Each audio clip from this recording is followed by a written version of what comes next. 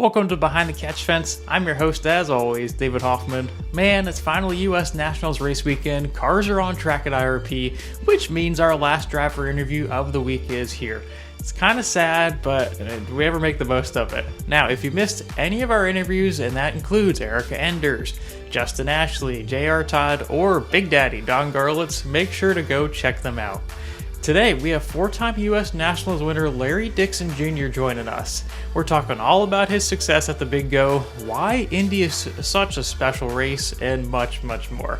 So without further delay, sit back and grab a snack and go enjoy this episode with Larry Dixon Jr.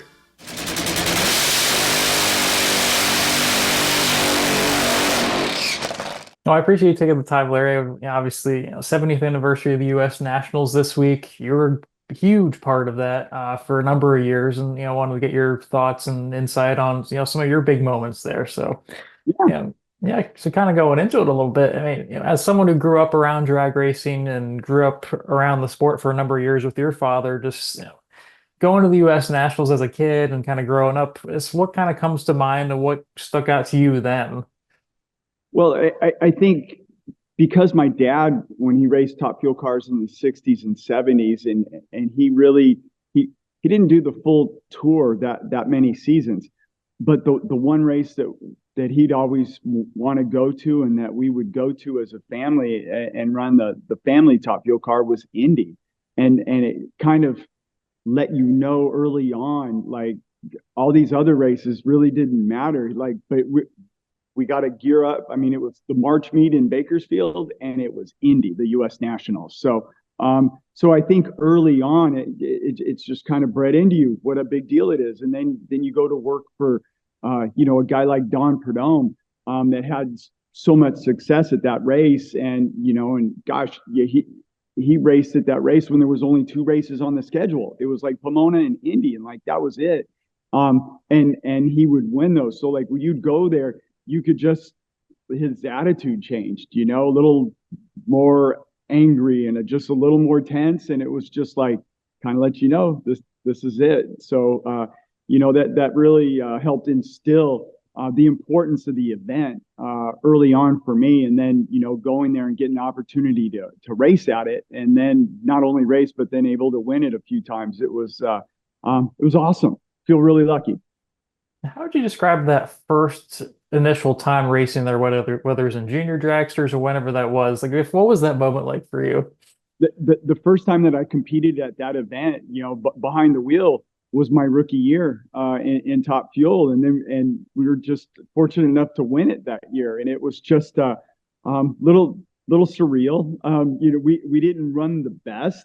I crewed on Snake's car the year before, and I thought we had a car to win, and we had a driveline breakage, kind of, I ain't gonna say rob us from it, but a chance to compete for it. So it was like it was almost like the racing gods gave you one back, and I just happened to be behind the wheel, and it was just it was awesome. I mean, again, going there so many years with my dad and not winning that race, but going rounds and it just being close, and it was awesome. Like it really, really was. And then going your rookie year, you don't have to worry about, like, am I ever going to win this race? It's like you already won it before you had time to think about it. So it was really neat.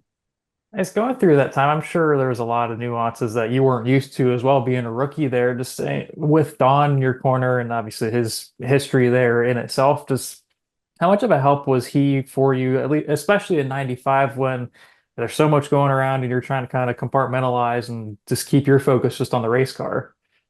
Well, fortunately for me, I went to work for Perdome in 1988 on his pit crew on the funny car. So we did a couple seasons with the funny car, and then when he switched back to Top Fuel in 1990. So then you got another 5 seasons. So things really didn't change a whole lot for me. I was still crewing on the car while I was driving, still doing top end of the one side of the engine and servicing the cylinder heads between rounds. So you're still doing all these things. So it's just, when the engine's together and you're up in the lanes, well, you got to suit up and really go to work. So not a lot has changed. And I think, having so many seasons, under the tent in his camp, Didn't change a lot. It let you know this wasn't a match race. This is the real deal. So it was just it was a great learning experience for sure before I got a chance to get behind the wheel. And you mentioned with kind of there's the added pressure. There's maybe that little bit more of kind of a tense feel from for Don specifically, or something like that, or other crew members, whatever it may be. Just what is it like racing for him at the U.S. Nationals, just knowing his history specifically there? If things are going good, it's awesome, and if things are going bad, it's tragic because it's like you only get and it's really maybe some of it seems to have gotten lost on the younger group. But I can say, like, when you watch the Indy 500 and you watch those guys and girls for that matter that compete in that, and they lose that opportunity to win that race for whatever reason, you can really tell in like their emotions and everything, and it's really the same feeling. Like, I mean, you go away like, gosh, you got to wait another year to get a shot at this, like, and that definitely plays on you. But it's being around guys like my dad and Don Perdome and Ed the Ace McCullough, guys that have been racing that event since its inception almost. And so and these were your heroes, at growing up and seeing, even Don Garlitz, like being retired off the tour for a number of years, and he pulls a car out of the museum, and he doesn't go to Atlanta. Like, he brings it out to go to Indy because that's the one race that means something. And then to be able to win that event, and you can see that emotion with those people. And gosh, Shirley Muldowney, like her license plate says "I won Indy." Like, I mean, it kind of like lets you know what a big deal it is. And so again, I just feel really, really blessed to have, for one, being able to have competed at it and then ended up winning it a few times. So it's just it was awesome. 2001 was a special year for you guys. Given Dick LaHaye, your crew chief, his first win at the U.S. Nationals, just for you to. I was watching the highlights this morning and to see like the emotion from you and just hearing his voice and just kind of how much it meant just to be in victory circle with him for that moment. What do you remember about that time? It's that's a great memory in itself because we would go to Indy with LaHaye, and LaHaye started in the middle of '99, I guess. So we'd gone to Indy a couple times, and he'd be grumpy going to that race. And it's like such a big deal and all that, and he'd just say, hey, he doesn't even like Indy and all that. And it's like, you haven't won it. That's why you're like that way. And so you'd go and you don't get the result that you want. But then, to do well in 2001 and then win it, and then he showed his cards finally, like how much it meant to him and how important it is. And it's like, but until you've won it, you're going to stay grumpy about it. and then coming back 2005, and that ended up being his last win as a crew chief. And for me, and his history in the sport, to be with him for his last win and have that be Indy, it was, again, it was, I felt great to be a part of his time at Indy. We kind of merged into the 2000s there, and I found it interesting. Aside from your wins at the Big Go during that era, it was the rest of the wins. There was Tony Schumacher, and you had a couple battles there with him along the way. I guess looking at him for a second, why was he such a dominant force, especially at Indy? Because 10 wins there is crazy.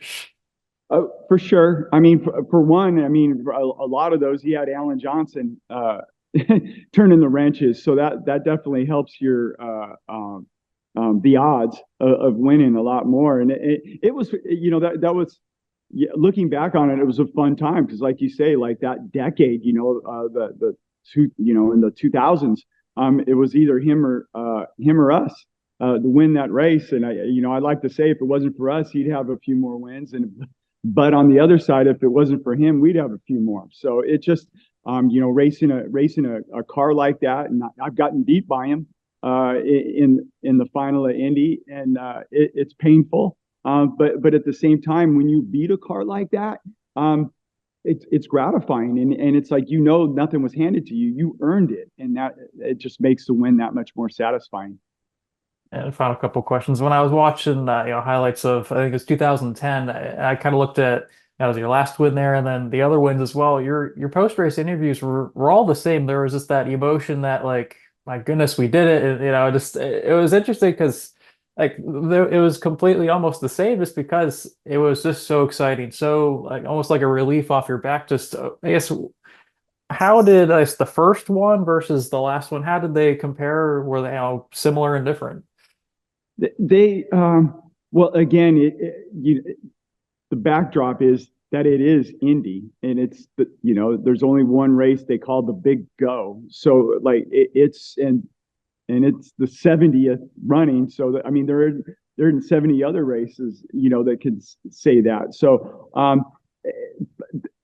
still means the same thing. Like when you get to pull into the winter circle at Indianapolis, it's just again, there's so many things. I can remember, like, literally being with my mom and dad towing, our top fuel car with a station wagon, and I'm sleeping on a toolbox in the way back, and it would, like, you drive straight through, and it's still a 3-day trip, and it was, and you'd get there, and anybody that was somebody had their top fuel car there, and uh, you had to go through tech, and they did tech on the infield of well, actually on the oval track, at the track, and you couldn't park until you passed tech, and it's 3 rows wide on the oval track, and it goes all the way out to Crawfordsville Road, and so, like, I mean, it takes a day and a half to go through tech,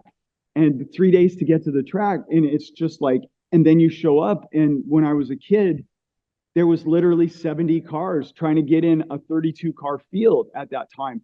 And so all of that is, like, it builds, and you have all that in the back, like, it's still there, like, right now, talking about it, like, it it meant that much for all those other people showing up there, that they want to do well, and only one team gets to go out of there and read about themselves in the paper the next day. And so when you get that, and the number of years have been there, and it's like, I won that race 4 times, but, like, even one of the biggest wins of my career was being on Snake's crew on the funny car in '89, winning the Bud Shootout with the funny car on Sunday, and then coming back on Monday and winning the race. And that was a huge event. And the car, brought out a lot of different parts and new technology for that one event, saving all this stuff to go there.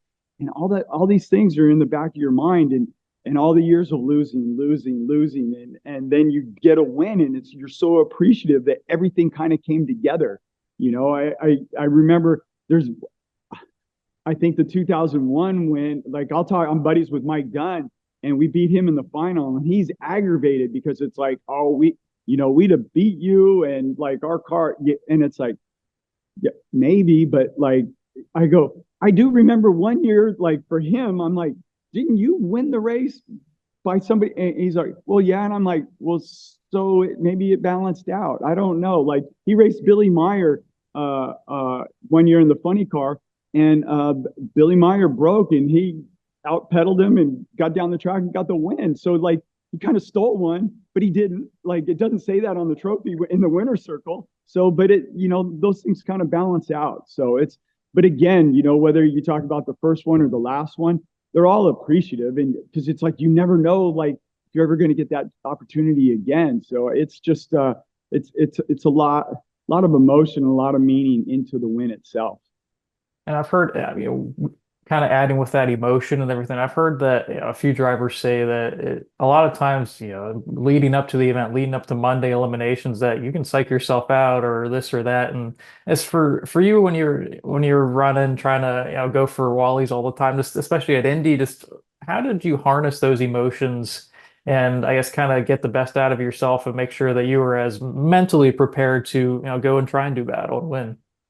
Yeah, the toughest part, I think, in through the years, if you're an athlete, I mean, there's so many sports books that, I mean, your mind is as important to what you do as your body and your preparation for it. And really, when you go into, especially a race like that, because it's 4 days long. That no other event does that, and you get 5 qualifying sessions. No other event does that. So there's all these things that go in, and you really, for me, I'd go about it like a racehorse. Like you really just you keep your head down and your blinders on, and you really only try to pay attention to the things that you have control over, because everything else is just going to get in your head, and it's not going to help you. So you just go in there and like a boxer, you fight your fight, and you don't worry about whatever's going on outside the ring, but you step in the ring, and that's when it's time to dance. And final question for me, just as you look back on all your, incredible memories there at Indy, what are you most proud of? Oh God, what proud of? Geez, I don't know. Just being a part of, great teams. And again, whether I was driving the car or not, like I said, that 1 year crewing on Snake's funny car, and that was his last win in a funny car, and going in there, winning the Bud Shootout, and then the race itself, it was huge. And so it's just a lot of great memories. And, I was born and raised in Southern California. And then when the schedule made it make way more sense to live in Indianapolis, we moved here in 1999, and you're literally like, you're driving down the side road to that track, and it's like, it's such hollow ground, and then there's so many memories and so much history for so many people at that place. And it's just there's a lot to it. And I just again, I feel really blessed, lucky, like quite a few things to have some really great stories, great memories from that racetrack. Well, Larry, I appreciate taking the time. It's been a lot of fun getting to know, and hear the ins and outs of your success over the years at Indy. And, thank you again. Yeah, right on. Thank you very much.